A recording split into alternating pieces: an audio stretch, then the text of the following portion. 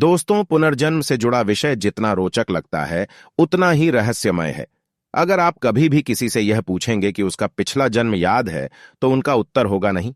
लेकिन हिंदू धर्मशास्त्र में इनका जवाब विस्तार पूर्वक से बताया गया है कि क्यों हमें पिछले जन्म का कुछ भी बातें याद नहीं रहता है। इसी विषय के बारे में आज हम लोग जानेंगे कि पिछले जन्म के बारे में हिंदू धर्मशास्त्र एवं पुराणों में क्या उल्लेख मिलता है। दोस्तों, पुनर्जन्म का अर्थ होता है कि एक बार फिर से शरीर को प्राप्त होना। हिंदू धर्मशास्त्रों के अनुसार मनुष्य का मूल स्वरूप आत्मा है, न कि उनका शरीर।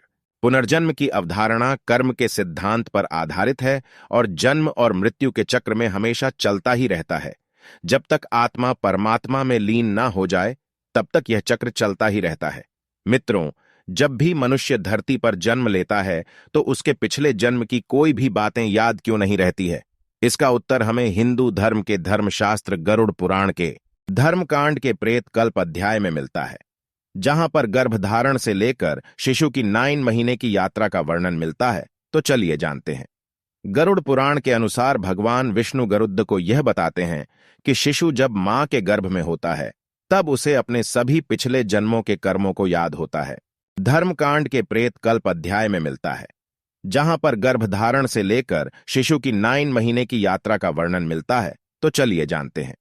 गरुड़ पुराण के अनुसार भगवान विष्णु गरुड़ को यह बताते हैं कि शिशु जब मां के गर्भ में होता है तब उसे अपने सभी पिछले जन्मों के कर्मों को याद होता है और वह भगवान से प्रार्थना करता है कि हे ईश्वर, मैं इस गर्भ से अलग नहीं होना चाहता हूं, क्योंकि बाहर वही सांसारिक दुनिया है जहां मुझे जाने अनजाने में पाप कर्म करने पड़ेंगे। इस कारण मैं बड़े दुख से व्याप्त हूं।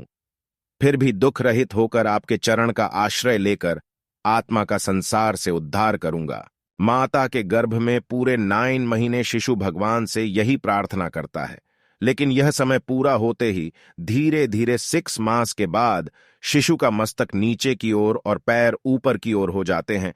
ऐसी स्थिति में वह चाहकर भी इधर उधर हिल नहीं पाता है। वह खुद को एक पिंजरे में बंद हुए पक्षी की तरह महसूस करता है। इसके बाद वह फिर अपने आसपास गंदगी देख वह भगवान से फिर प्रार्थना करता है और कहता है, भगवान, मुझे बाहर कब निकालेंगे? 6 महीने बीत जाने के बाद शिशु को फिर भूख प्यास लगने लगती है। वह अपने जगह बदलने के लायक भी हो जाता है और इस दौरान उन्हें कष्ट भी होता है।